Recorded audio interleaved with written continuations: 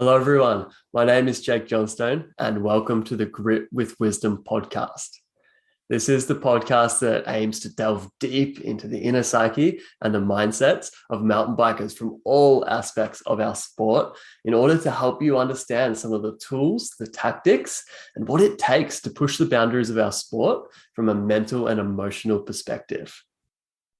Today's guest is Anthony Boussetta. Originally from France, Anthony now lives and works here on the North Shore Mountains in Vancouver, BC, and is known locally for his appetite for insanely long endurance rides, as well as his gnarly French line descents, which we'll cover in more detail during the show. With a varied background of enduro and downhill racing to self-imposed backcountry sufferfests, Anthony is always one to be out there getting after it. I've been fascinated with Anthony's mindset and approach to fear for a long time because it differs to the way a lot of other people think about fear and allows him to achieve an amazing level of riding, both up and down. So with no further ado, let's give a warm welcome to today's guest, Anthony Boussetta.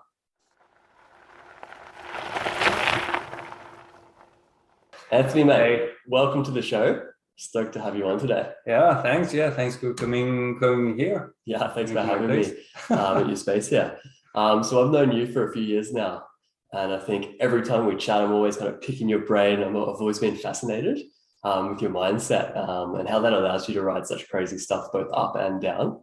So I'm super stoked to dig into that a little bit more on the show, and hopefully some other people can get some stuff out of this like I have over the years. Sweet. Yeah. So why don't we get started by going way back for the people that don't know you. I'd like you to tell us a little bit about yourself, what your journey has been like for a mountain biker so far. Wow. I started bikes quite late, I think like around 17, 18. And with some friends, we just started riding like to a spot where there was nothing, and we started building a lot of things. And they were destroyed by all the hunters and everything. And we did it again and again. And I was watching all the videos, New World Disorder, Crank, everything. And I think every time I watched like all those videos, every time it was written like North Vancouver, Squamish, North Shore, BC, Squamish, BC. I was like, oh, one day I'll go there. And here I am many years later. And yeah, it's been 8 years now. Fantastic. I came for the trails and I stayed for the trails. Likewise. Yeah, I can certainly relate that. So it was all those early videos that really helped you kind of get an idea of where you wanted to live and what kind of the scene you wanted to be a part of. Yeah. Well, not this. I didn't know much about the scene, to be honest. I didn't know how the community would be here. It was more like at first was like, I want to go see all those trails. I want to go ride them. I want to see how it is. Is it like as good as we can see in a movie, or it's just fake? It's not fake. Yeah, it's certainly real, that's for sure. And how do the trails here compare to like your home trails back in France? You were saying you were doing a little bit of building back there and kind of grassroots stuff. Yeah, there is much more trails here. That's the thing, like there is trails everywhere you go. Every town, there will be trails. So it's like never ending. And it's trails built for mountain biking. What we had was, if you build them, they will be for mountain bikes. But usually in France, you ride a lot of hiking trails and they're not built for bikes. So you will have a lot of switchbacks. I understood what was a Euroturn when I was here. I didn't know what it was before. I was like, oh, just a regular turn. And lots of hikers walking on it and way more raw. Like we never dug it. It was just like, oh, let's go ride this natural trail. And you make it happen, or you're not. So that natural style of riding, is that where your thirst for Frenchlines comes from? I think you don't have the choice. Sometimes again, like you have to see, like if there is a switchback that really you're never gonna make, you're gonna have to like think quickly about like which other line you can make to not have to put your foot down.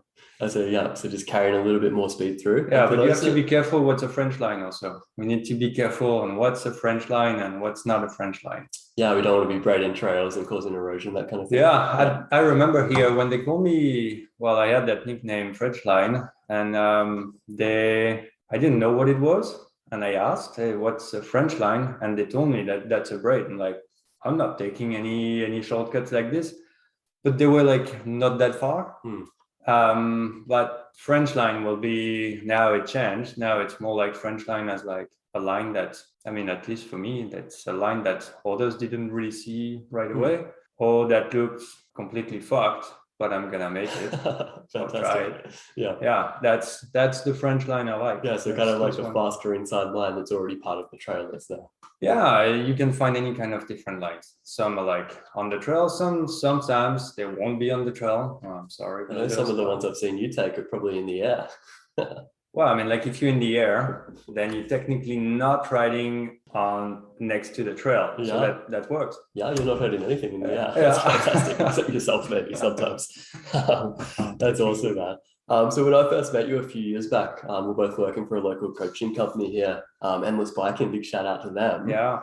But at the time, you were also racing mountain bikes a lot as well, as you were kind of an ambassador for them. Can you tell me a little bit about your time racing mountain bikes and how that experience comes into your riding now? Well, I started racing DH in France. I only did downhill race there. I did a bit of Enduro, but there wasn't much. And the mentality in France at this time, like you need to go back like almost 20 years ago. It was different. It's not that friendly. Right. Not for everyone for sure, but like the first experience was quite strange to me.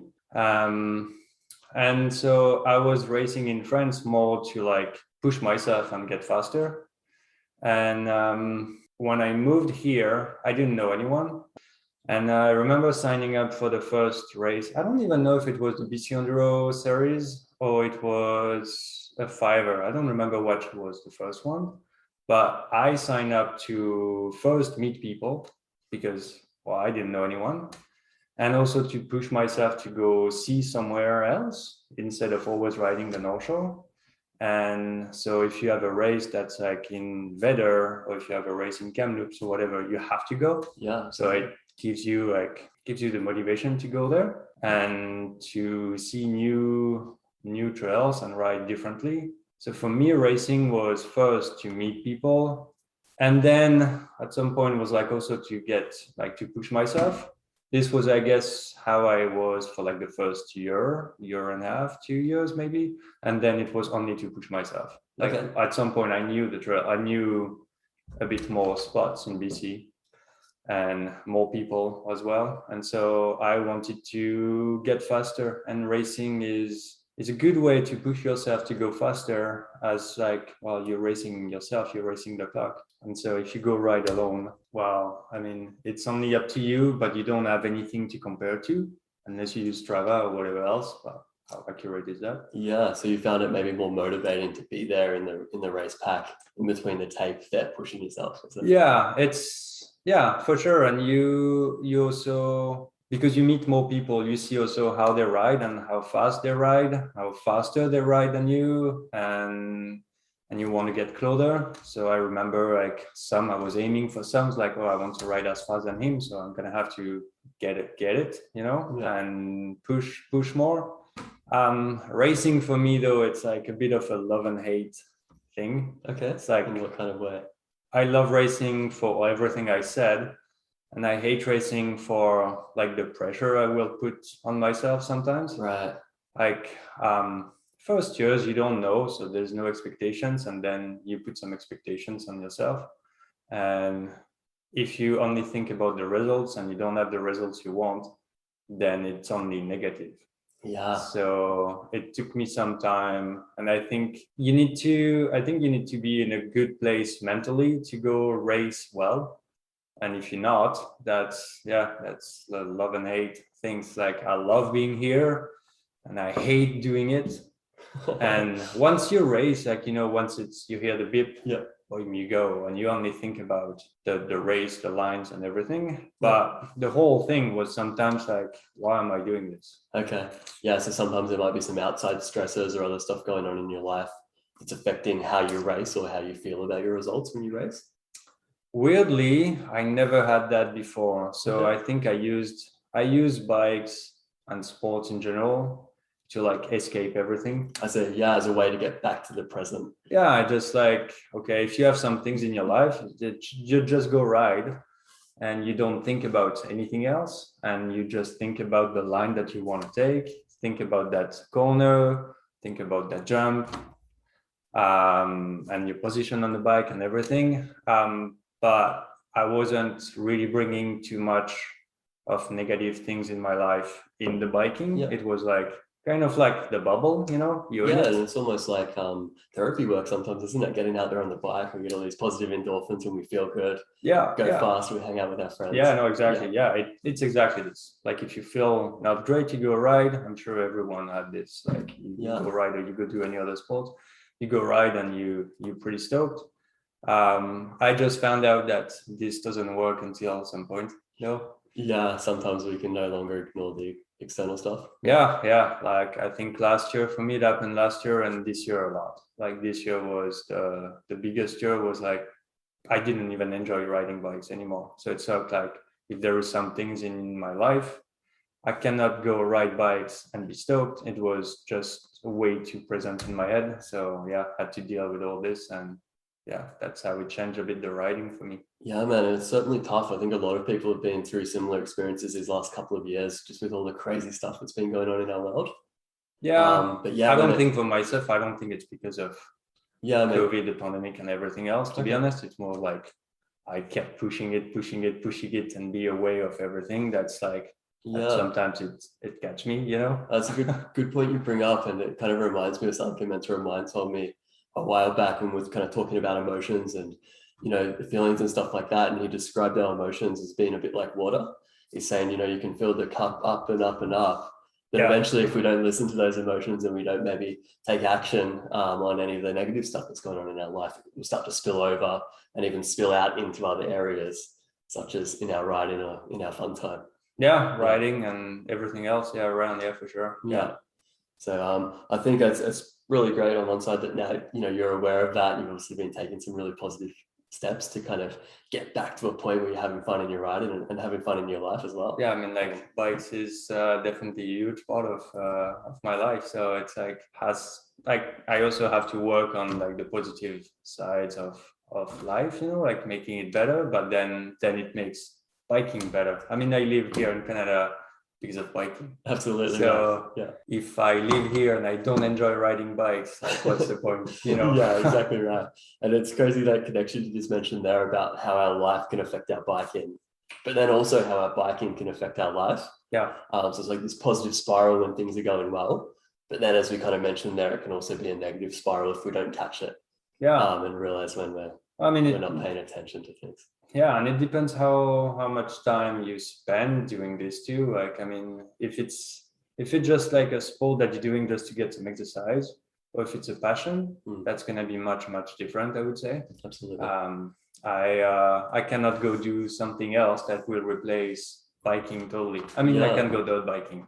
For sure. That's another good one. I used to dirt bike before I started mountain biking, so I can relate to that. And it's pretty fun. It's an interesting point you just brought up there, though, about if something is a passion versus just something we do for exercise. It's almost like it brings more meaning to our life, and we almost get to a point where we're like, right, I can't be okay without doing this thing that I love to do. It's I mean, when it's a passion, also the tricky thing is like it's a routine. At some point, like if I have free time, I don't even think it's like I take my bike and I go ride bikes. Absolutely. But you can do this routine for so long, and at some point it's like, okay, if I don't enjoy it as much as I was enjoying it before, like why? Then you need to work on this, and like what do I do to make it happen better? Absolutely. But it's something you do. Like, I mean, it's part of everything. Like I spend much more money in bikes than I would in anything else, I think. I'm the same, man. My bike's worth more than my car, put it that way. Awesome, dude. So outside of racing and kind of your background in France there, you're also known for pushing yourself on long endurance rides. It's big challenges that you come up with for yourself and with your buddies. Can you tell me, when did that start? And why were you drawn to these kind of challenges? That's a funny thing. So with my friends, with who I started with in France, we had those challenges that we called, in French, it's challenge à la con. Okay. So it's kind of like stupid challenges, but like really, really dumb challenges. It was more like, you see that jump? Okay, let's see if I can make that jump with the least momentum possible. Or let's see if I can make it with like 2 pedal strokes. Usually you case the shit out of it and you just try and just like, yeah, you push it. It was those kind of things. Some lines here and there. Can I make this drop? And the drop was like back to flat. I mean, for here, it's great in 20 years ago, but I remember the bad thing. I remember saying it to someone not long ago. My idol at this time was Bender, Josh Bender. Yeah. I just love watching him doing stupid things, just sending it to flat. Yeah. And I was doing the same thing, you know. I didn't break many bikes. I didn't break see, monkey do, hey? Huh? Monkey see, monkey do. Yeah. I definitely, it's good that I switched and I don't do the same things anymore. Yeah. And it wasn't on endurance stuff. Like there was nothing on endurance. Okay. And I remember before when with my friends, like in France, when we had to go do a big ride, I was like, really? Are we gonna pedal that much? Yeah. Can we shuttle? Like, I don't want to. Like, it's too far, it's too long. But even saying that, I was always pedaling, and I was there, and I was not crazy tired. I was like, yeah, sure, let's go. Yeah. But nah. And here I have no clue how it started, to be honest. I mean, I know the first one, but I was talking with someone, and I remember that seeing many people doing a triple crown, so like riding the 3 mountains here on the North Shore. Yeah, so for those that don't know, we've got 3 main riding zones, right? We've got Mount Seymour, Mount Frome, and then Cypress Mountain over to the west there as well. Yeah, and you go from like, on each side there is water, so you go from like one part of the ocean to the other part through all 3 mountains, and it depends the route you take, but it's about 80k ish and almost 3,000 meters or around 3,000 meters elevation. It depends where you go.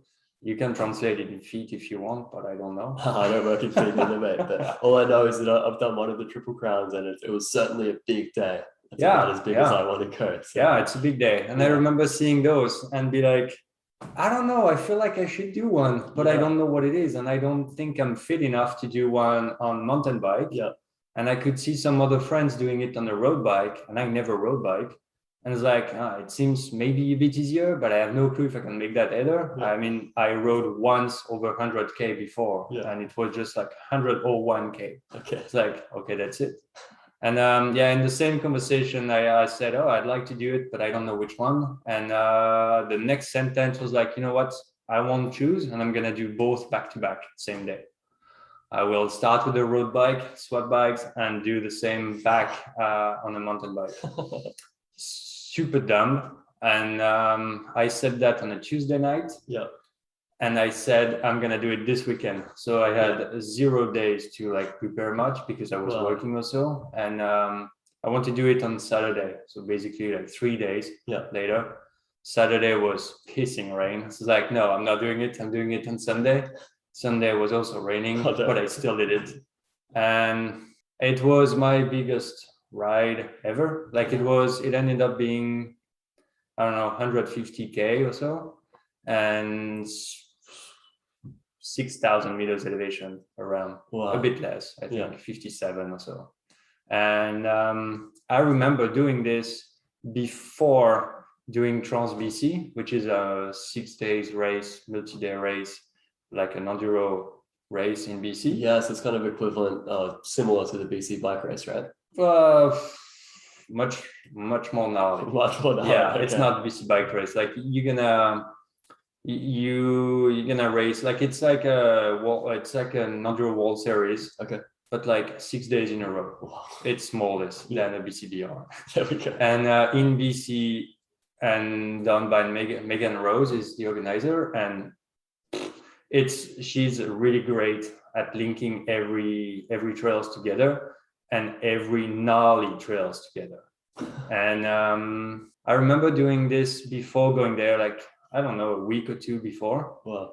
And Well, then some friends heard about what I did, but then when we had big days pedaling on the Trans BC, I always remembered like, oh, I did a huge day, so I can definitely do this one. Oh, 2,000 meters. Oh, okay, well, I did way more, so this is gonna be okay. Yeah, that's and awesome. At some point, I was still racing at this time, and at some point it switched in my head, but like, okay, so when there is big days like 15, 1,700 meters elevation and 50K or whatever, I think it was almost the longest I ever did before. Yeah. I was like, oh, well, that's going to be huge. But going there, knowing that I did 6,000 meters, in my head was like, wow, I'll be able to do this. It's only like 3 times less. So it's going to be okay. And I can race in between. So mentally was great to know, okay, I can do much more. Yeah. So it removed the endurance thing. Yeah. It removed it from my head. It was like, wow, okay, you can make it. And if you're tired, just remember that you can make it. Yeah, it's interesting because I think we all kind of know that our body is capable of more than what our brain sometimes tells us. But it's almost really hard to understand that without actually going and making our body do it. Yeah, but do you know your limit? Yeah, exactly. It's hard to know until you get to it. Yeah. And it's hard to get to the limit. Absolutely. Like I don't know like my that limit is far beyond where we maybe think it is. Yeah, oftentimes, I'm sure of that. Yeah, sure. You've tried and tested it multiple times. Yeah. So man, that's really interesting. Like hearing that whole story, going from messing around with your mates back in France, like hucking to flat, doing that kind of thing, kind of testing out the unknown, to then bringing that same kind of attitude here to Canada, but now testing out the unknown with these kind of bigger endurance events and long days on the bike. Yeah. Is it that unknown that gives you kind of a rush or a feeling of excitement? Is that what you crave? Yeah, so it's been 4 years now. I do those challenges, whatever I call it, whatever you want to call them. Yeah. Like there is many different words for that I can hear. Around 4 years. And every time I'm always thinking, okay, what's the limit? Like, what is my limit? And I don't know yet.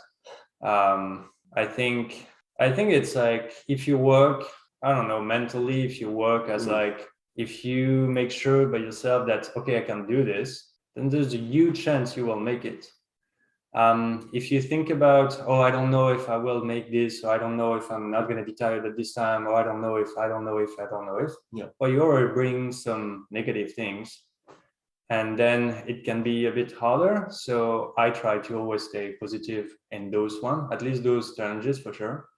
And it's good to see, okay, how, like the one I did this year, which was definitely bigger, I wanted to see how my body would react and how my mind would react and at what time, and if it would just like complement each other, or if one would just be struggling but the other one would be against it. It was fun to see this. Yeah, really interesting. So before we dig into that a little bit deeper, can you just tell us like what your latest challenge was? It's been big news here on the North Shore, but for the rest of the people in other parts of the world, what did you do recently? So a triple crown is 3 mountains. Yeah. And so I did it 3 times. So I called it triple. Triple. And that was all in one ride, no sleeping. One ride, no sleep, no shuttles. No shuttles, nothing, only me. I did it solo, unsupported. Wow. So like, just to give people a picture, like you started in the dark, right? You rode through the night. How many hours did it take you? The whole thing? Yeah, the whole thing. Like riding time was 35 hours, I think. And total time, because it's like sometimes the GPS also think that you stop when you go, but you go a bit slower. Yeah. I think total time was like 44, 45 hours. So my goal was not to, I'm not stoked on this, but yes and no. My goal was not to do it fast. My goal was just to do it. Yeah, and I had no idea. I mean, it never been done before. Yeah. So for me, I just got that stupid idea to do it. Stupid. Yeah. And it was completely unknown. Like, I mean, I've done the double triple. So it was like 2 triple crown on the mountain bike before. And I remember at the end of the double, I was like, there is no freaking way I would add another triple crown. I was destroyed. Like I was almost cramping. I think in my whole life I cramped 3 times, 2 or 3 times. Wow. And this was like one of them. Yeah. And it's like, what is happening? I couldn't even stand on my bike. And to be able to do like 2 years later without any training anyway, adding another triple crown was like the mental part. So is that what changed for you? Because I remember seeing a video of you doing one-legged squats. This was at the end. Yeah, somewhere this was at the end. Very end. So after that 36 to 45 hours, you're there doing one-legged squats, no cramps. What changed? And I did it on both legs. Okay, just for clarification. Just to make sure. Yeah, on both legs. Yeah, because a friend asked me like, hey, can you do it on the other leg? And like, well, watch the video by like in total. Oh yeah, oh, there is both legs. Like, I honestly, I don't know, because I didn't bike that much more, to be honest. I think, yeah, I didn't ride much last year. After September, like my mind was not at it. Yeah. And less fun and less. Yeah, I didn't want to go. Like I needed to like deal with some things and have some time off the bike. Yeah. Yeah, and bike didn't really make me having fun. So it's like, what's the point of going there then? Because I know what can happen if you're not riding well, and I need to be like 100% positive if I go ride bikes. I might talk about this, but yeah, that's a really good point there. So like being aware of your mental state and then how that affects your riding. Yeah. Sometimes it is best just to not go out or to ride something easy or to go home early if you're not feeling it. Yeah, I mean, for me, it was not because I was scared of being injured or whatever, just because I didn't have fun. Yeah. And when I go ride bikes, I want to think about my line where I go instead of thinking about something else and not being in the moment. Like, hey, I'm riding bikes. I'm not thinking about something else in my personal life. So I didn't like this. So that's why I rode less. I don't know what happened. I think I thought about that triple like last winter and be like, should I? And I think the thing is, like, once I put something in my mind, in my head, I definitely want to do it and will do it. Yeah. Like, I'm like definitely someone who's like, I will do what I say. Sometimes it takes more time, so you might not see it, but because it takes me more time to do it, because I need to get there. Yeah. But yeah, I don't know.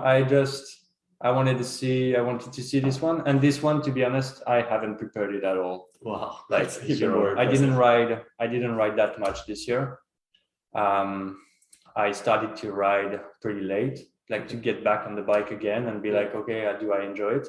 I had no emotions or sensations riding bikes. Like life was pretty shit at this time, and then when I go on the bike, it was like the same, and it was tricky to ride. Like I could ride anything without having any fear, any adrenaline, any stoked, like zero. It was just like super numb and just go ride. And I could ride. I pushed myself on riding like gnarlier lines or like in pretty shitty conditions, like some stuff that I would not do usually.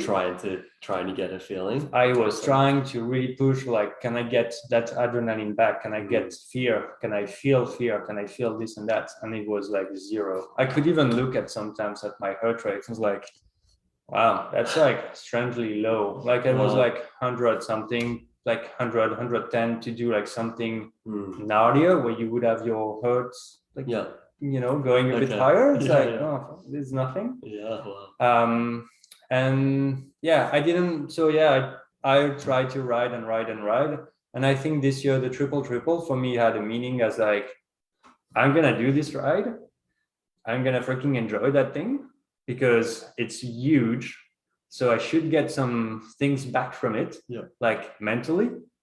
But the tricky thing is like, if I don't make it, it would bring me so much negative things. Yeah. So it was really a hard bet. It was like, okay, I can go for it, but I need to make sure I'm going to do it. So that's, I think mentally, the unconscious was like, oh, you better do it. Wow. Yeah. You had this feeling of like, I cannot fail this. No, because I don't want to fail. Yeah. Who likes to fail? But like, I really hate it. Yeah. And I remember, to be honest, so the week before, I did 1 week of dirt biking in the Ță̈ļ with some guys that I didn't know. I think we're like 17 guys. I knew one guy, and they were all like older guys, and like camping and riding every day, huge days on the dirt bike. So no pedaling time, but still like super physical. Yeah. I ate a lot. I slept a lot. I stopped drinking alcohol just before this. I still don't drink. That's the only thing I did. That's it. No training, but no alcohol. That's why I'm drinking water still. Do you think that week out there, like hanging out with all these guys, having fun on dirt bikes, camping, do you think that played into the mentality at all? It was hard. Like it was a really hard time for me at this time, like in my life. So it was like I needed that time to be off the grid, but it also like instead, and that's what I changed this year. And now it's like before I was going to ride to not think about anything, and now I was more willing to like having those thoughts and process it and think about it. Instead of being aware of it, it's more like, okay, well, you're in it, deal with it, try to make changes, try to do whatever you need, or try whatever it takes to like get back at like where you want to be. Yeah. And so that's also the mental part, is like, wow, you're in it, now you go for it. So I did that week, was great. Came back here, I looked at the weather forecast, and like, seems like next week is a great one. Let's do it next weekend. Fantastic. Yeah. So and I prepared it and went for it. And I remember going during that week, I went once to the top of Crow's Mountain. So I went to the windmill. Yeah. Which is like, I started from here, from home. So it's like 1,100 meters elevation, something, maybe a bit more. 1,200. Yeah, it was honestly a real casual one. I was like, if I go there and I feel crap, how am I going to do a triple? Because I knew how much elevation I wanted to hit. And I remember going on Mountain Highway on Frome. There is like many switchbacks. And on the fourth one, I remember pedaling on the fourth one. And I had that idea that's like, well, my legs are great. I feel great. I'm almost happy that I'm going to do this ride. I'm doing this and I'm going to finish that triple. So at this time, I knew that I would finish this, whatever it would take. I was like, yeah, this is it. I'm doing it. Like it's not like I'm going for it. It's like, I will finish it. It was a weird thing to experience. Was like, I already thought that I've not have done it, but like I did, for me, more than half the work, thinking that it's going. Wow, man, that must have been a fucking awesome moment. I can just imagine like that feeling when you're halfway up Mountain Highway. I still remember this one. Like, fuck, I'm really doing this. Yeah, like, I still remember exactly the spot and exactly what I felt, and I was pushing and be like, wow, my legs are great. Let's do it. Fantastic, dude. That's awesome. I'm so stoked that you've done all of this inner work and got back to a point where you're smashing these big challenges and having fun in your riding again. Yeah, definitely on the way there anyway. Yeah, and it's honestly, after this ride, it came back to be like I had more fun. And the goal was to hit 10,000 meters elevation, and it's more than Everesting. I'm not doing that Everesting. Okay. I mean, it's kind of like Everesting, the Triple Crown, whatever you want to do. So I cannot really relate on the time because there is a lot of traversing. Yeah. So it takes much more time. Yeah. But that was my goal, was like, hey, what's about 10,000? And I did 10,500 meters. Okay, smashed it. And it was great. It was awesome. Like I had definitely one of the best days of biking while doing this, especially the second day, not the first one. It was almost 2 days. It was definitely 2 days. Yeah, 2 nights. I remember those 2 nights. Yeah, that's amazing. I can't imagine staying up for that long, let alone riding my bike for that long. So, and I've never done it. And the thing is, like, to me, I'm still a believer that, like, if you think that you can do it, well, you will do it. It helps. Like, it's the same as when you go ride something. I mean, if you go ride a gnarly line, how do you approach it? Like, many people will approach it differently. For me, I mean, I think it's like common to a lot of riders, but to me, it's like, okay, where's my line? That's my line. And I will go here. I will ride here. I will jump here. I will land here, whatever. I only think about what I have to do. Yep. As you mentioned, we worked together. We coached, and I remember, and even with some friends, I had many clients or friends telling me like, okay, so how do you do this line? But what about this tree? And what about this? And what about the compression? Yeah. And what about this? I don't understand why you bring so much negative things before even doing it, instead of like, I'll do this, I'll do this, I'll do this. Absolutely. And for me, when I ride harder lines, harder, more technical lines, if I look at it, I love to ride blind, so I don't even look at it usually. But if I have to look at it, Yeah.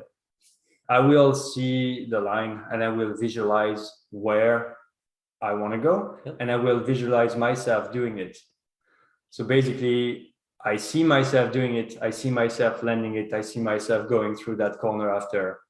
Then when I go up to do it, it's kind of if I do it a second time, because I've seen it in my head first, one time, and then I go and like, wow, it's exactly the same. I've done it in my head, but I've done it. And then I do this one, and that's how it helps me. That's fantastic. I think that's like the single best bit of advice like I've ever had mountain biking. I've got it, from you, like all those years ago when we started out. I know moving here to BC, the lines here were so much gnarlier and so much scarier than what I'd experienced at home in Australia, and even some of the stuff I was riding in New Zealand. So coming here and kind of talking to you about your process, it's one of the biggest things that's just stuck in the back of my brain.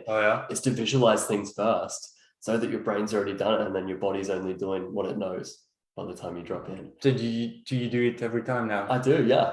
And it's been huge. And you were not doing that before? Was on some point, but it wasn't conscious to me. It wasn't a conscious process that I was like, hey, I'm going to walk up, I'm going to see myself putting my tire here, turning here, etc., etc. And I guess it changed to make like lines that you've never done before, like much easier. Exactly, yeah. And even to the point of, like you said, there's so many people will walk up to a line and be like, hey, what about that route that my tire could hit? And what about that slippery rock and this and that? Talking to you, you were the first guy that kind of said to me, hey, I don't even think about that. It doesn't even come into my mind. And I was kind of like, wow, but everyone does that. So it's so cool to hear that. And I've adopted that in my own writing too. It's like, well, why would we think about what could go wrong when we could think about what could go right? I mean, I don't need to know the risk. I don't need to know what I will touch or where I will put my head in. It's more like where I'm gonna go. It's almost like what we focus on is what will happen. And it's funny, I was talking to another person about this recently, and we kind of related it to driving a car. If we're driving along like a country road, probably a flat line down in Australia, and all there is a couple of power poles every 100 meters. That's all there is to possibly hit. But man, if I focus on that power pole that's 300 meters down the road, and that's all I'm looking at, well, you're gonna hit it. I'm gonna hit it, exactly. Whereas I focus on the straight road ahead of me, that's all I focus on. Well, if you focus on that route that you're like, oh, it's gonna be slippery, you're gonna only focus on that route. So once you're gonna come to that feature, you will look at that route. Once you will be on the route, you will think about that route. And once you will pass that route, if you passed it, if you're lucky and you passed it, you're gonna think, whoa, I passed that route. So you're still not thinking about what you're gonna hit now. So there is at no point it will help you. And again, you don't need to see what's wrong. I visualize myself doing it. And the funny thing is, I will never hit something until I visualize it. I do not do, even though I don't know, you never know how you're gonna make it. Like, I mean, you know how you want to make it. We've got an idea. Like how you will for real the first time. It's always a bit unknown. Like you can be as confident as you want. Something can happen, but I will always visualize myself, and as long as I don't see myself jumping and landing there instead of casing it, if I don't see myself jumping all the way, I'm not going. And so I process and like, okay, why? In my head, it's like, well, why did I case it in my head? It's like, oh, because I didn't do this corner just before nicely, or because I didn't pump on that route, and then I'm just like seeing it again in my head, like, okay, pump here, do that turn, take the speed, boom, oh, I'll end it in my head, so I can go now. I just have to do the same again. That's fantastic, mate. So you mentioned there, like visualization is huge for you. You're doing it all the time. But you also mentioned that you love to ride trails blind. So what that means is riding a trail without having looked at it and sussed it out first. What is it about riding trails blind that you love?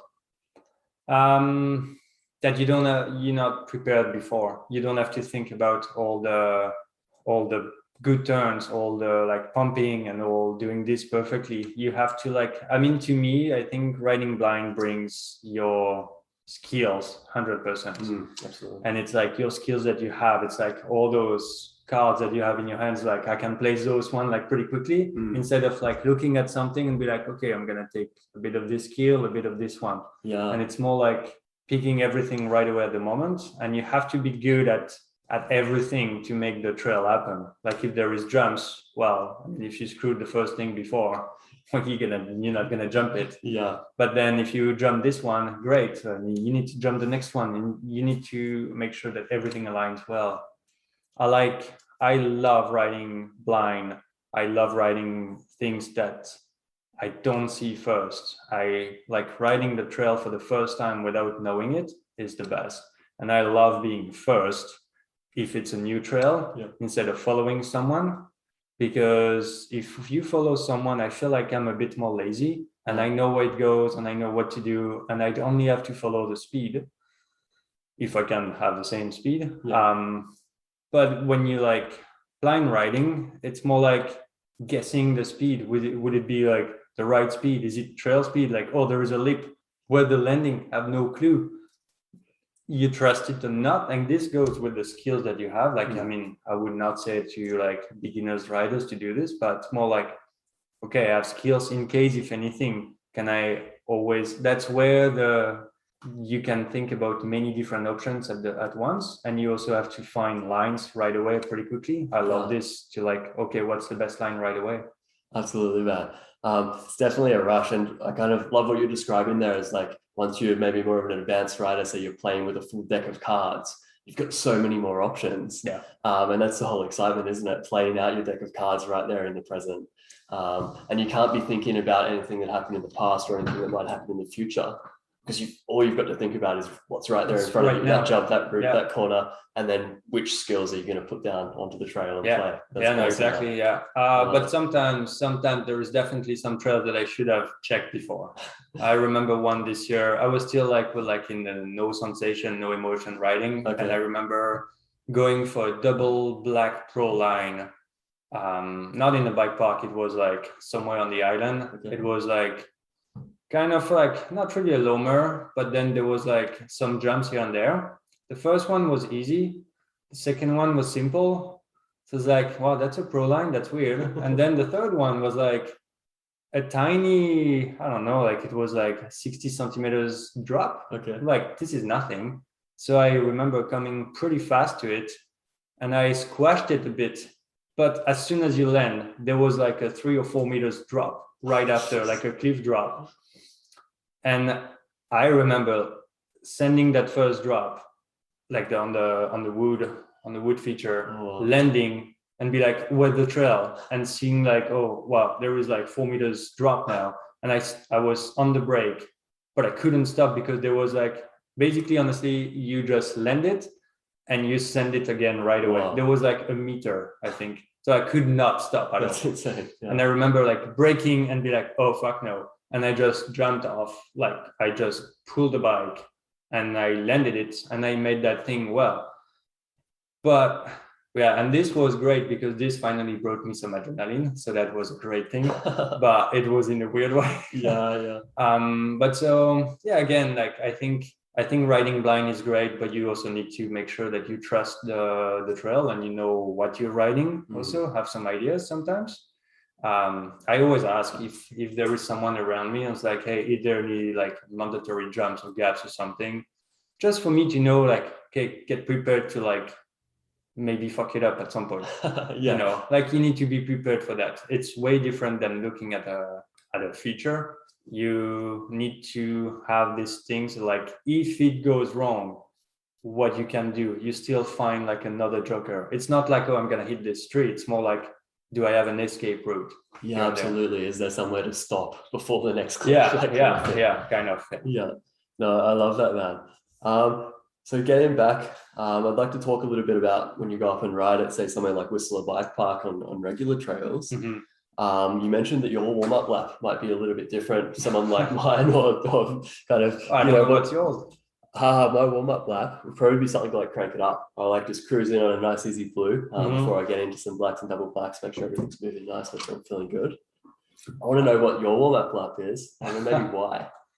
My warm-up lap usually when I go will be like straight, like I would go straight all the way up to original sin, and there is a big chance I will drop in 𝗳𝗃𝗃𝗵𝗃, so the double black. Wow. So my warm-up lap for almost everything will be like a black or double black, but like a hard one right away. So your warm-up lap is like my end of the day lap. Maybe, I'm feeling awesome. Maybe. Maybe day. That's crazy. So why? Like, why do you go straight? I remember like this year I went to Mount Washington Bike Park, and I was with friends, and it also happened in Whistler. I was with some friends, and my first lap was on the double black right away, which was the hardest one. And I went straight on this, and they went to ride something else. And same, like a friend I didn't see for some time. We met there. He wanted to go ride Crank It Up. I was like, no, dude, I can't. And I remember telling him like, I'm going for Dirt Merchant Pro Line. That's gonna be my warm-up lap. Because the thing is, and it's not for everyone, but to me, is like, I know how I ride and I know what I can ride. I'm not gonna build it up every time to like do a green one and then a blue and then a black and then a bit faster and then this and then that. It will take me so much time to get to a certain level, but then I did 6 or 7 laps, and then I'm starting to get a bit tired. Yeah. And it's not expectations, but I mean, the level is different for everyone. Yeah. Absolutely. So I can go ride something gnarlier. The thing is, like for me, I always set it in this way. I usually have goals in my mind to like what I want to eat. Like if I want to go jump ~𝗃𝗃𝗃𝗃, I'm not gonna start and Crank It Up. Yeah. Like, I mean, well, come on. Like, I don't think it's gonna help me. I will go ride A-line first, which is a great warm-up lap for me, or anything else. Yeah. And I like the fact that if you ride something, for me, if I ride something right there already, then I'm good for the day. If I would go ride 𝗳𝗃𝗃𝗵𝗃 or like a double black and I would struggle to ride it and I would really ride really bad, then I'm gonna adjust it and be like on something a tiny bit easier, but not a blue one, and be like, okay, let's get back at it and like why it wasn't wrong, but why it wasn't good, and then change whatever was not working. Maybe I was not looking far away, maybe I didn't have my feet well placed, and maybe my hips were not turned or whatever. But I want to start right away on something harder, which is not, I mean, harder for like average rider or like everyone. To me, it's like, okay, that's go time, that's a good day. Yeah, fantastic. No, thanks for explaining that. It makes like a lot of sense hearing it. And I think what I realized there is that what's easy and what's a warm-up like for some people, it's highly relative to our skill level. Yeah. So what I find to be like a good challenge for my warm-up lap to kind of see how I'm riding that day and how I'm feeling, it's completely different to what you find a little bit easier and what you're warming up on compared to what your goals are. Yeah, I love doing like a garbanzo lap usually. It's like the full 𝗃𝗃𝗃𝗃 DH. Yeah. So it will be like OSIN, in deep and everything. And that's my warm-up lap because I mean, if you make this lap really well, then your day will be sick because, well, I mean, like you're already right there. So that's fine. You don't have to warm up, like there's no time. Not wasted. It's not wasted. That's my warm-up lap. I mean, I'm really comfortable riding steep and technical sections. Yeah. So to me, it's kind of warming up. And I know a big thing is if I go ride Crank It Up at first, mentally, I'll be like, this is super easy. This is boring. I can go fast. There is a huge chance I will fuck it up. There is a big chance I will crash or I will do something stupid because I was not focused enough. I want to be focused right away. So if I go for something harder, I'm focused right away. If I go for something easy, way too easy or easier for me, I'm not focused at all. So I don't know what I'm warming up, but I need to warm up my mental, not just my body. No, I certainly hear that. So that warm-up needs to be, something that's challenging for us, but maybe not the hardest thing we can do, but something that's challenging enough to let us know we're ready for that hard thing that's coming next. Yeah. No, that's awesome, mate. And it's so cool hearing you break that down and explain it. Because I know from the outside, for a lot of people and a lot of riders, it could be seen as like irresponsible or crazy or something. Like, well, you go straight to Coach Scully double black. What the hell, man? But that's why I don't ask anyone else. I just do it. You trust your own instincts. And that's what I love about you as well, man. You do your own thing. You're not there kind of listening to anyone else talking about what could go wrong or what could happen. You're just like, hey, I know what my skills are and I'm going to use them. I have one like this in the same way. It's like I went to hit, like it was a few years ago, I went to hit like a famous slab in 𝗬𝗺𝗃, like a hard one, steep one, a huge one, the biggest one there. Yeah. Anyway, I found it and the friend was like, I mean, we arrived there. It was the first time I could see it. And I was like, I looked at it and like, okay, I'm going for it. And it was, I mean, it's a hard one. And I was like, I was confident, like I'm doing it. And the friends, like I was with two friends and they were starting to be so annoying. They're like, but you don't have your full face. Well, if I come another day, I'm not going to bring my full face because I ride half lead all the time almost. Okay. Yeah. Except in the bike park. Yeah. And then there was like, yeah, but like you don't have elbow pads. I'm like, dude, I never ride elbow pads. I never owned any, so it's not gonna change anything. Yeah, but what if and what if and what if? And I at some point I was so fed up. I was like, guys, I want to hit that thing. This is gnarly. I don't want to hear you saying what if, what if, what if. That's only me who can do this. So basically, you will just look at it or you don't. If you want to go ride, you can go ride. I'm going to hit it, but I don't want to hear you saying anything negative. So from now on, if you want to stay here, you can film, you can look at it, you can go do whatever you want, but I do not want to hear anything negative. And he was like really, really coming into my mind. And it's like, and I remember telling him like, okay, they were still continuing. And I was like, okay, give me your elbow pads, which I never wore. Yeah. And I was like, put them on. I was like, are you happy now? I'm going now. Yeah. And I put them on. They were way too small for me. And it's like, it was not even for me. It was for him to shut up. Basically. I'm sure if he listens to it, I'm sure he will know who it is. And I did it. And I did it once or twice. And I was like, yeah, it's fine. Great. Like, it's exactly how I imagined to do it. Yeah. But I did not want to hear anyone telling me, hey, where's your full face? Where's this? And I ride a lot with no knee pads now. Yeah. And I had a lot of people, almost everyone saying like, what? No knee pads? Yeah, interesting. So I know like language is something I've been doing a lot of studying into and a lot of research into recently, and how that affects both us and the people around us. Mm-hmm. And I know I've seen it on a couple of rides I'm on as well, where we do almost sometimes just have to ask our buddy next to us to kindly be quiet and keep his thoughts to himself. Yeah. Because it is amazing how much other people's thoughts and what other people are saying can transfer over to us and get in our head. Yeah, I know I've had stuff in my own riding before, like features I've rode every time, and I think, oh, this is pretty good. I can ride down this fine. And then all of a sudden someone will point out to me like, oh, what about that route there? You know, it caught Buddy's tire and he broke his wrist and this and that. And then all of a sudden the next time I'm going there, all of a sudden I'm thinking about Buddy breaking his wrist instead of me riding this line. Yeah, that was fine before I heard that. Yeah. So that can be huge. So yeah, if someone ever asks you to kindly, you know, just be quiet until I ride it. Don't take it personally. Yeah, I have some rules when I ride. To be honest, like I do not. I ask all those like when they start talking about it, I don't want to hear anything about injuries. When I go ride, I don't need to hear injuries, how it happened, and whatever. I do not want anyone to tell me something about my knee pads and my full face that I never wear or whatever. I don't want to, you don't have gloves, or why do you ride this, or why do you have that? Or like, oh, look, like there is no thread on your tires. I'm like, it's totally fine. It's basically, you do your own ride, I do mine. We together, we're having fun, but like, don't mess with my riding myself. Like riding, it's still like a solo. Like it's something that you do solo, like no one helps you. It's not collective. It's an individual sport at the end of the day. Yeah. So it's almost like we want to feed off each other's positivity and stoke and share the good times. Which is amazing. And, you know, for sure, help bring your buddy up if he's having trouble with something or he's having a bad day. But if we're having a bad day, we don't want to transfer that over to someone else. Yeah. And give that. I often say to someone like, you know, like, that's your shit. Like, keep your shit. Yeah. I might help you work through your shit, but don't put your shit on me. You keep that to yourself. Yeah. I mean, and I'm only talking about riding. Like, I mean, if you have now it's something I never did before, but like when I go ride with someone, talking about 𝗀𝗺𝗇, talking about trails, talking about jumps and features, that's great, that's amazing. But if you want to talk about your life and you have a hard time, great also. I'm keen for this now. Like before, absolutely. I remember that I was definitely not open for it.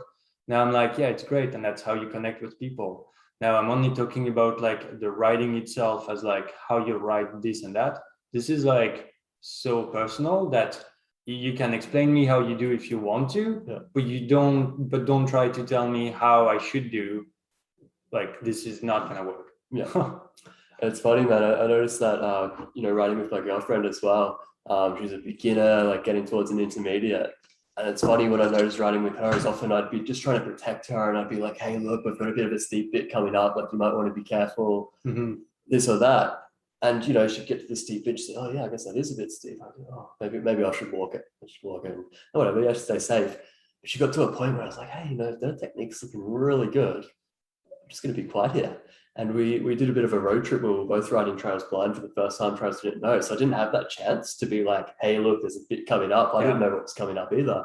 And all of a sudden I'd look back and I'd be like, wait, she just rode that steep bit. She just did that thing. And I thought, wow, really interesting, because one, what I realized was I wasn't planting ideas in her head. I wasn't giving her like these preconceived conceptions of like, this thing's scary that's coming up, you should walk it.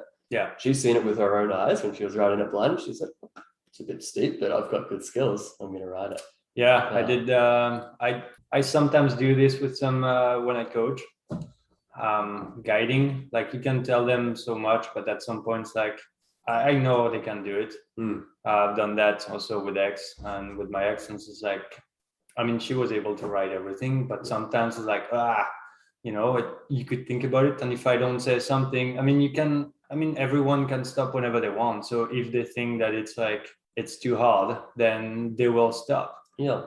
But we always think about like, oh, maybe we should give them advice to stop or not. It's like, well, at some point it's not really, they're adults, and it's not kids, they're not gonna send it. It's just like, whatever, you'll see, you'll figure it out. Yeah, it's true. And it always comes from a good place. We're always just trying to protect our partner or our friends or whatever it is. Yeah. But yeah, sometimes it can put other people's ideas in your head which are unhelpful. Yeah. So I always try to just be like, hey, look, we've got something coming up, it's an awesome line, maybe you should have a look at it. If I think that person should definitely have a look at it. Yeah. Otherwise I'll just be like, hey man, this trailer's got a few features, but you've totally got it, you've got a good skill set. Yeah, the thing is, if you say that to me, if you say, oh, we should look at something, there's a big chance you already caught my attention to like, oh, there's something naughty, so let's not stop. Yeah. Let's ride it without looking at it. Interesting. Yeah, so you take that as a like, okay, I shouldn't stop. Yeah, it was like, I remember riding 𝗬𝗵𝗃 with some friends, and they're like, oh, we're going to do the creek gap. I was like, a creek gap? What? Yeah, it's like, I don't know, what he said, like 10, 15 feet high and whatever. I'm like, what? Oh no, but don't worry. Like, and one was like, oh well, maybe you should look at it. Another one was like, wow, yeah, it would be great to look at it. And another one was Matt Balls, was like, you're fine, whatever. Like, okay, I'm fine, whatever. Yeah. And we just did it, and I haven't seen that thing. It was like, oh, that's easy. Yeah. Then we went to another one when you have to jump over a car, and it was like, oh, maybe we're gonna stop. Or maybe oh yeah, you should stop. Oh, is it the one you case really hard? Yeah, blah, blah, blah. I'm like, and Matt was like, you fine. I'm like, okay, then I'm fine. Also, so I only took this one because this one was positive. I'm like, well, I'm gonna follow you, it's fine. Yeah. And I jumped it, and I haven't even looked at it. The next day I saw the pictures, and like, oh, that was pretty long. That's not just a car, that's like a car plus something. Yeah. But yeah, it's fine. Like, if you know with who you're riding, you know their skills, okay, you're gonna be fine, that's fine. But also to me, when I hear like, oh, it's naughty, you should look at it, there's a huge, huge chance of like, do I really have to? Like, is it like a mandatory jump or something? And it's like challenges again, you know, like absolutely. We go back to this and like, oh, let's push it. Yeah. Let's push like, okay, it's hard, let's do it again. Does it work without looking at it? So then play with all your skills, but also like push that how like that limit where you're confident, can you push it a tiny bit more and more and more all the time? That's what I like to do. Absolutely, man. It's that kind of continual progression that makes riding so fun. Hey, there's always something next. We're always learning, always growing, both as a person and a rider. And just getting back to what you mentioned there about different protective gear you're wearing, it's funny. One of my friends, Simon, actually asked a question on Instagram, which we'll get into a few more of those later on, but about, do you wear a full face or a half lid? Because he and I, you know, a couple of other mates often have this banter between us about like, which helmet do I wear for which ride? Yeah. And it's funny, isn't it? Because there's kind of these social norms that, you know, if you're going on a long enduro ride, you'll wear a half shell. But as soon as you shuttle, you'll put on your full face. Whether you're riding the same trails or not, or bike park, definitely full face. There's this whole kind of, you know, social norms. Yeah. And when someone like yourself goes against that and all of a sudden is maybe riding something pretty gnarly, but he's not wearing knee pads, it really kind of ruffles people's feathers and they're like, oh man, what are you doing? Like, why aren't you wearing knee pads? Yeah. But it's funny to think about, you know, because a lot of people don't wear elbow pads. Yeah, true. Yet everyone wears knee pads, and it's like that's just become like the social norm and what everyone's used to. I guess as humans, we just want to fit in, so most people do it. But I love talking to people like you that are doing things a little bit differently. And it kind of reminds me of another podcast I listened to recently that had the Aussie rider Remy Morton on there. I listened to this one when he said something about his knee pads. Yeah, and if you wear knee pads, that's always the thing that you're gonna crash. Well, he said, yeah, like, are you preparing to crash? He's like, I'm not going to crash today, so I don't need knee pads. And you know what? And the thing is, like, I'm open to like listen to many different things like this, and like everyone has their opinion. But I remember saying that to a friend, and it was like, no. Like, well, I'm not telling you should not ride knee pads. I'm just telling you like that's how I think. That's how it thinks. That's like, to me, I wouldn't say I don't wear knee pads because I'm not prepared to crash or something. It's more like I like to ride without knee pads.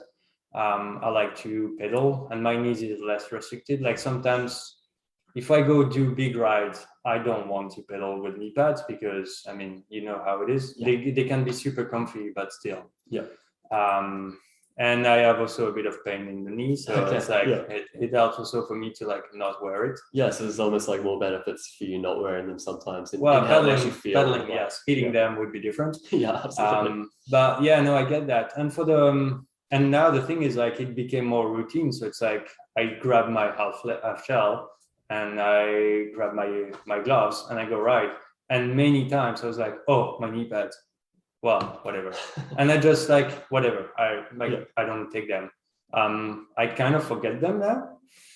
Sometimes I think about it like, oh, I should have them, but I don't. Full face, I went shuttling many times with just a half lid. Yeah. And I was looking at everyone else like, oh, I should maybe have taken a half. Well, whatever. I'm fine with this. I see better with a half lid. So I think I ride better because I can see better. Okay. It's mental again. If I put my full face, to me, it's like, it will be for like the bike park for sure, like all the time, which doesn't even make sense if I think about it. It's a funny thing, isn't it? Because you ride stuff just as gnarly, just as fast, just as big outside of the bike park.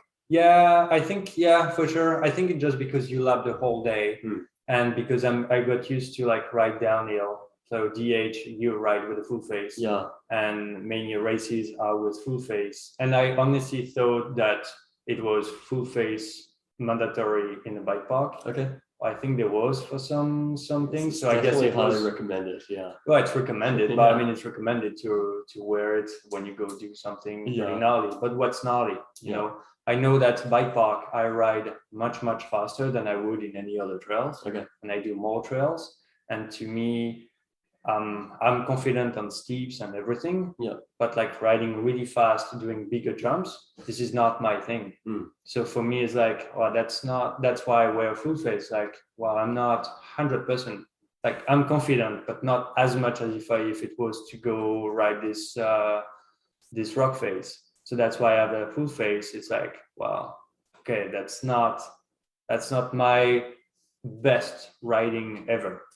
You know, like in skills wise. No, I hear you. And I think like when it comes to the protective gear, like we're definitely not recommending people go out there and be, you know, reckless and hurt themselves. All we're kind of saying is that, you know, it can be a highly personal decision. Yeah. And you need to assess your own skills and decide what level of risk you're willing to take with wearing protective gear or not. Yeah. So yeah, interesting subject to talk about that. I think I got into no knee pads also because like guiding, I never wore any knee pads because guiding and coaching, I don't need them. Like, to be honest, I mean, it can happen, but like I'm not going there to ride for myself. Yeah, you're riding maybe easier trails, so the risk of crashing is less. Which is not really true, in fact, because you ride slower, you ride easier trail, you're not as focused, you look back, you're always like, hey, you okay. There is way more chances you can crash because this is not your kind of riding. So that's what I learned too. It's like you need to be really careful and still focused. Even you go slower and you ride easier trail, you also need to be even more focused. Yeah, that's an interesting point that I've learned the hard way myself as well. Yeah. Yeah, whether we're out there kind of coaching, we're riding on easier trails, thinking about that, or whether we're just, a regular rider out there riding something super easy. Yeah. It's really funny because a lot of people do break bones and have injuries on the easiest trail of the day. Yeah. And it is almost, we pay less attention, we turn our brains off, we think this is too easy. Exactly. All of a sudden we wash out on a flat corner or something. Yeah. So that's definitely something you need to think about. Yeah, for sure, man. I'm curious. Have you ever had any mentors in the mountain biking world that's given you any good advice about mountain biking or mindset? Well, riding on the skills, yeah. I had a friend in France, like I called him coach, and he's older than me, like much older than me. Yeah, pretty old, fucking old. What was some of his best advice he gave you? For riding, it was like more on the skills, like how to ride, like what the position. So elbows out, doing this, doing that. He was really good at lines too. Like I think he got me into lines more easily. He was racing rally also, and he was doing moto and super good at bikes. Yeah. He arrived and he was already pretty good, even new at it. And I remember for the first DH race I've done, he came to help me and he was like, "Oh, I think the line is here." And I took the line. Awesome. "Oh, I think the line is this one." Yeah. When I took the line, it was like the practice. Yeah. And I remember one day I was like, "Oh, I think the line is this one or this one. I don't know which one was." And he sent me for the first one and I crashed and was like, "Yeah, that's what I thought. I was pretty sure you would crash. So it's not this one, it's this one." And I've done it. And I did all the lines and was like, "Wow, that's insane to work with you because I give you the line, you go straight away for it." And since this time, I think it's just like, okay, if I see a line, I go do it. So it works really well. That's awesome. Yeah. And he helped me a lot. So that's why I called him coach. Darren Butler, like he gave me some advice, to be honest, like here and there. Just a tiny bit here and there. Darren Butler from Endless. He's great at those short but like really impactful little snippets. Yeah. That's what I love about him. He's able to condense like a big chunk of like really helpful information just down into a few keywords. And it really kind of lands and sticks with you. Yeah, for sure. But on the mental side, no one ever. No. I created my own mental with my own myself, my own life. Yeah, just through your own like lived experience. Yeah. Fantastic, man. And I never exchanged anything about it. So it was funny to talk about it with you because I never thought about it myself. So then was like, I was a bit like, oh, do I want to talk about this? Yeah. I can, and I have to think about it. And then sometimes I analyze, oh, am I really doing, oh yeah, I'm really doing this. So it's good also for me to be like a bit more, I'm not more present, but I'm a bit more aware on sometimes on some things. Yeah. But I still go in autopilot, to be honest. Like I don't think about anything. Like before a ride, I don't do anything different. Yeah. And I think that's just a sign of someone that's really skilled at their craft. You've got to a point where you've rode for so long, you've trained for so long, and now it's like the training's over. You're just doing what you know when you go into autopilot. Like I'm not saying you're not still trying, progressing, you're still trying, but but you've trained for so long that your subconscious knows what the hell to do. Like you know how to ride a bike. Well, you have the muscle memory. Yeah. And I think you have your brain memory, like kind of like, I mean, it's a muscle. So it's like, it's the same thing, it's like, okay, now, it's go time, now it's riding time. So yeah. No, that's awesome, mate. And I'm curious, like from your perspective as a coach and as a rider, what is usually the biggest obstacle that you see other people face in achieving their riding goals? That's tricky. I think we're going to go back to like, sometimes they think about what can go wrong instead of it's going to work, So yeah, I mean, I cannot really say just work on your mental because then now I understand that it doesn't work this way. It's not like this, but it's more, try to like really focus on what you want to do and not what you don't want to hit or what you don't want to do and this and that. So be like more positive on this. And And I'm not gonna look at the setups or settings of someone else's bikes. I'm not gonna look at which tire is riding. I'm not gonna look at what pressure. I'm not gonna look at this and this and that. And is he riding with a full face? Is he riding with this? It doesn't come to me. I don't care. It's like, oh, that works for him, whatever. So think about more riding with what you have, your skills. Don't think about like, oh, he did this, so I can do this. Like, no, it doesn't work this way. Like, think about your skills and think about what you want to do and ask the good questions. Can I really do it? And do I have the skills for it? Yes. If it's a yes, then just work on your mental, let's say, and be like, okay, how do I do this line? How do I do this feature? Yeah, that's huge. So like thinking about where we're directing our focus, being more aware of that. And it's funny you mentioned tires there and bike setup and stuff like this. I think it's so common. You can mess on people with this. Like, man, like your tires are so much pressure. You're gonna see them riding. I was like, oh, I think it's too much. And I was like, I never even touch your tires. Yeah, like, I don't know. it's funny, isn't it? Because the mountain biking world is huge on, getting the newest bike, the lightest bike, the most grippy tires. We can spend so much money and so much time even just like thinking about our bike and our setup. But really what can be even more powerful is right in front of us, and it's free. It's our attention. Where are we focusing that attention? Like, talking about tires, you should see my tire right now. I feel like a nosy rider in วี่ster. Like, it's completely slick. There's no knobs at all. And I'm still riding it in this weather now. And I was riding it on like steep slabs last weekend, and great. Like, just work on your braking. Like, braking will be another skill, braking and pressure control and everything. It's like, okay, how do I put myself on the bike to not have that tire skidding all the way? And it's great. It gives you like more skills. Like, okay, my tire is completely worn out, but I have the skills to make it with it. And so you can work with this. No, I love that. It's almost like seeing the downside of having a bald tire as more like a challenge. To work with your skills and overcome that, or work with it, rather than being like, I don't have a bald tire, this means I'm going to be a bad rider. Exactly. You can always work and improve your skills with whatever you're riding, if it's not the best one at the time. Absolutely. Love that. Gonna get into some questions from our Instagram followers here. We got a couple of good ones and a couple of funny ones that I'm going to leave out. I'm sure if you're listening, you know who you are there.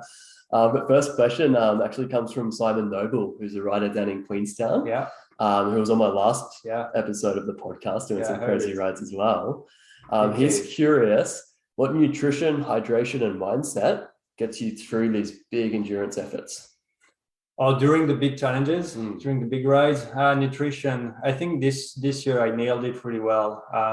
I think nutrition comes before already, so it's not during the day. If you didn't eat well for the last few days, you can eat whatever you want during the big ride. It's not gonna work, I feel like. To me, again, I'm pretty mental. Like, I have to do some things. Like, I don't have a routine or whatever, but I always ate a good piece of steak and like a really good one, and some veggies and a lot of pasta and potatoes. And I have this before a race or before a big ride, and mentally I'm like, cool, I got enough food. I got the good food that's gonna fill me up. Like, I have the meat for this, and again, like, I mean, I'm not vegetarian, so I can eat this. And I have the carbs for that and whatever. Then when I go for the day, I know I already ate well before. And during the ride, it all depends what kind of big ride it is, to be honest. Like, if it's the last one I've done, like the triple, I was eating potatoes, noodles, yam potatoes, no veggies at all, and chicken. And I had also big wraps, and some wraps were like with peanut butter or honey or jam. And I put rice in it, and I put potatoes in it, and I put meat in it too. It's a bit weird, I know, but it brings me everything I need. I have the protein, I have the carbs, I have everything I need. But I do not want to eat like any, and I would have a banana here and there maybe, but I do not eat any fruit. Because, well, for big one like this, well, I don't need fiber. Too much fiber. Like, well, that's okay. That's funny. I'll wait. Me and my two buddies kind of realized that when we did our one Triple Crown. Luckily, that was just like one day, so it wasn't a big deal. But we found by the end of it, it's going up kind of Cypress Road. Yeah, we're all a little bit stinky there. Oh, so that was a bit of a laugh. Yeah. And I will eat those Cliff Bars like I honestly go for good one. I'm not gonna buy like the cheap bars now. Yeah, I did this before. It doesn't fill me enough, and I feel like it doesn't bring me enough energy. So I will have good Cliff Bars, and I would have Cliff Blocks. Yeah, and I would have some sugar gel, sometimes like some gels to like.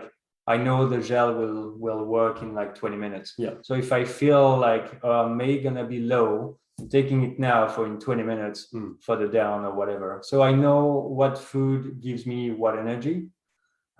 It's so personal, I feel like, that it's like it's hard to give. And I'm not a nutritionist, so maybe a nutritionist would see and be like, no, this is stupid. I think that's some great advice people can kind of, take their own perspective on. And it sounds like really getting some bang for your buck, because obviously you're carrying all this food on you and you're stashing it in different places. Like, you don't want to be eating the bad bars and just the stuff that's not really giving you any good quality calories. You want bang for your buck. Yeah, no, for sure. And I think always about like how long it's going to be. Like if it's a long ride or if it's like a 3 hours ride, well, I only need 1 or 2 Cliff Bars. I always carry another one because in case of, you never know if you get stuck somewhere, it's like, it's good to have another bit of, if someone else doesn't bring food, at least I have something for them. One piece of advice, a friend told me that 2 years ago. So it's electrolytes. So I drink electrolytes now, like for rides. I wasn't before, like I think I started like 3-4 years ago. The thing is, like electrolytes, everyone drink it during the ride. Cool. You need to drink it before. You need to drink it the days before. Like if you prepare yourself for a big one, drink electrolytes before, like for at least 3 days. Yeah. Every day you drink some electrolytes. You make sure that you filled up. When you will go for your big ride, then you're already like you maxed out on everything you can. And also good to have some after also, depending if you're really good on recovery or not. I'm not that good. Absolutely, yeah. But yeah, it's not only for the ride. Everyone think about what do I need for the ride, but let's be honest, it's what do I need before. So, yeah, it's all and about what do I need also after to not fuck it up too much. But again, I'm really, really bad at this because I'm not training and I don't think much. I'm going to eat well, but yeah, that's about it. And if I forget something, well, whatever. No, that's great. It makes sense. Like, we don't want to be starting like a race or a challenge or anything with half a tank of gas. Yeah. We want to have premium fuel in there. We want to be ready to go. Yeah, and premium that you put before already a few times. Exactly. Like sure no one used to it. No one starts a race with like bad, shitty fuel in their gas tank and thinks, I'll top it up halfway. Yeah, exactly. It doesn't work like that. No, it's going to cost you a lot. That's awesome. And it's funny, we've got a question, another food-related one from Bicycle Broker here in Vancouver. Oh, yeah. The guys over there, they want to know the best French endurance food. The best French endurance food. Like, wow. I mean, I would say a good baguette and whatever you want in it. I don't know if you're going to say that. I mean, what else? Like a good baguette with a good saucisson. There is something else. It's actually your Instagram name and what you fed me for breakfast this morning. Oh, the one I gave you this morning, the pocket pocket pies. Yeah, but it's not French though. Okay. I mean, I'm French and I eat it, but it's not French. The pocket pies, yeah, those one. That's definitely. I eat them a lot, and everyone knows I eat them a lot, and so it became my nickname. But yeah, no, it's like saucisson and a baguette would be great. I don't eat cheese, so I cannot really say cheese. I don't like cheese. So yeah, that's a weird thing. Only half French now. I know. Well, I live in Canada, so exactly. Yeah, I'm definitely on this side. Yeah, no, that's awesome. Someone else has asked us, the triple is rad. What's next? So I have one thing, to be honest. Like, I usually never say what I'm gonna do because it's for me, it's in my mind, and I don't like to give the idea before because maybe someone would. I don't. It's weird. I always think someone would take it and go do it before me. Yeah. But to be honest, every time I gave those challenges, those ideas, and I said that, no one said, "Oh, I would love to do it." We said, "Sure, go for it, man." It's like, yeah, you get it. It's pretty stupid, but yeah, that's I cannot change this. No, it's in my mind. Right? Yeah. I have a big one for next year, and Okay. I asked a friend 𝗬𝗀𝗴𝘀𝗵 if he wanted to join. Yeah. He said yes, and then one day later, I was like, "Hey, I just added another mountain," and he's like, "Oh fuck." So far, I have no idea how many mountains there is on it, but I'm gonna think about it here and there. Yeah. I don't prepare it much. If you know me and if you know the challenges, I never really prepared it. So it's gonna be a big one, but also people need to understand that I'm not gonna top it up every time. You know, like, I mean, I'm not. And it's this one, the triple has a meaning to me, is that there was a reason why I did this. The next one will maybe have a different meaning, or maybe it won't, but there is always kind of a meaning why I do one or the other, let's say. And so I have an idea, I have few ideas, and we'll see how many I do. No, that's awesome. I look forward to kind of following along and hearing about the next adventure when it does happen. You can join me. Oh, we'll see. Maybe for one of the mountains. Yeah, for one of them, yeah. Yeah. And we'll have to do another episode after that one and talk all about it. The last question I've got here. We should do, you know what? We should do the episode. We should do the podcast during the ride. Can you imagine this? Yeah. That would be sick. Dig into your mentality kind of like 23 hours in or something. Yeah, and I'd be like, fuck that. Fuck that. No, I love it. No, fuck that. No, I love it. In fact, well, I don't remember. I think it's going to be boring. Almost like psychoanalysis. No, that's great. The last question I've got here from Instagram is from our mate 𝗬𝗴𝗴𝘀𝗵𝗶, who we used to work with there in MLS. He'd like to know, does riding naked make you faster or just more French? Fresh. French. Oh, no, fresh. I would say fresh, not French. Good question. I don't know. I'm just asking, just tell him to go ride. Like, Devon, go try a naked line and see. It's one of those things you've just got to experience. Those one are fun. I like those one. Yeah, they're always fun. But again, if we go back to this, so I remember doing the Governator naked, and I had many people saying like what the fuck, like why? I can imagine. And well, I get that, I could understand it, but at some point they were like, hey, but like, what if we crash? I'm like, so if you crash, your shirt and your t-shirt will help you? I didn't know that. I'm sorry. Yeah. Like, it doesn't make any difference. Like, to me, you're gonna be scraped. And it goes back to what Remy was saying as well. Like, riding at this level, if you crash, like, you're going to be worried about some worse things than a few grazes on your legs. Like, it's probably going to be a lot worse. You're probably going to be in hospital kind of thing. Yeah, so I mean, that's a risk you're willing to take. Like, that's a personal thing.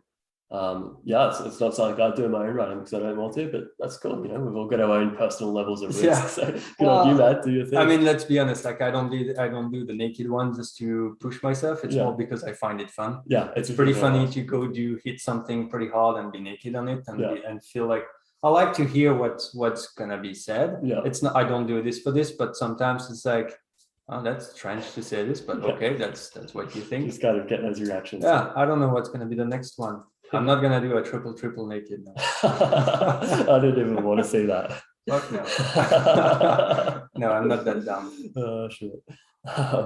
Cool, man. So just to wrap up, what's the biggest takeaway you hope listeners will take from this conversation? I don't know, man. There is too much. Like, just listen to it again and take everything you want. No, that's the thing. The takeaway would be like, just if something works for you or you're willing to try it. If it doesn't make any sense, don't try it. Like, I mean, I'm just nobody, you know. I'm just riding bikes, and that's about it. Like, that's what works for me. And maybe in 20 years, something else will be different for me. Yeah. Just be open-minded. If you feel like you need to work on your mindset, well, they should contact you and have some and work with that with you. But I don't know, just like try. If something doesn't work, I would say honestly, visualize what you're doing will be the biggest one to me. Again, it's not for everyone. I visualize a lot, and I that's how I learn biking. I watch all the videos. I watched Samuel riding. I'm definitely not riding like him, but I watched him, you know. Some inside lines for sure. Absolutely. But that's how I do. So visualize it if you can, if it works for you. If it doesn't, do something else. Or ask questions to someone else. But the biggest thing is like, do not think about how you can fuck it up. Think about how you're gonna nail it. That's much better. That's fantastic way more worth it. Think about what can go right. And then just writing for you, doing what you feel personally, not writing for your ego or for anyone else. Yeah, don't look right, left, whatever they do. It's like you need to do your own thing. There is so much people here, so much riders, good riders, awesome riders, fast riders, technical riders. The level is so high here that I don't know, but it must be so freaking hard to be a beginner and see everyone sending everything. And you're just like learning, but you want to get there. But it's like, well, the progression, you need to follow a certain progression. So yeah, that must be hard, but need to take steps. Like, I mean, I'm riding for a long time, so it didn't happen in a day. Absolutely. And it's like, as you know, too, often it's not like getting to the top that's the best part of mountain biking. It's all those steps along the way as we're ticking off our individual goals and getting better and better. Yeah, I mean, like getting to the top of a mountain is already top of a mountain, baby. So like, yeah, no, for sure, I get it. We're talking here about all the gnarly stuff you're doing. You're still looking for your limit. Like if someone's just wants to be the best at mountain biking, like there's no one on top. Like there is no. Yeah, we're all always learning. So I think understanding that and just being content with like where we are. Yeah. And knowing that sometimes we may have a setback, we may move back down that ladder a little bit, but just almost like falling in love with the journey of learning as opposed to wanting to be somewhere, wanting to be, a certain level. And again, like the level is because there's no one on top, so everyone is learning. Even like every World Cup, World Champ or whatever, they're still learning. They still have to work on everything. Absolutely. So there's no top. So yeah, I mean, like you have to embrace the progression and everything. You cannot really do anything else anyway. Yeah, exactly. Yeah, there's no other options. And it's the fun part. Like, I mean, if you're like right there, right away on top, it's like, wow, okay, what's next then? Yeah, no, exactly right, man. Dude, I've got so much from this. It's so cool finally sitting down and, just me being able to fire all these questions at you. And I know that we can say way more. Yeah, dude, we'll have to do a round two, like we said, after your next big adventure. Oh, man. So yeah, thanks so much for your time here today, Anthony. Sweet. Just to finish off, where can people find you if they want to kind of follow along with your adventures online and see some of this cool stuff you're doing? On the trails. On the trails, yeah. I see you out there. I love that. Yeah, on the trails. They're gonna see me on the trails. If you want to follow me on Instagram, up to you. It's Pocket Pie Man. Okay, pretty fantastic. easy. Yeah, it's like a pocket, it's like a pie, and it's a man. Awesome. And you'll see some adventures. And if you want to go ride, let's go. Fantastic, dude. Send me a message. Sweet. Again, thank you so much for your time. Yeah, thank you. That was fun. See you out there. Yeah, have fun. Have a good one. Yeah.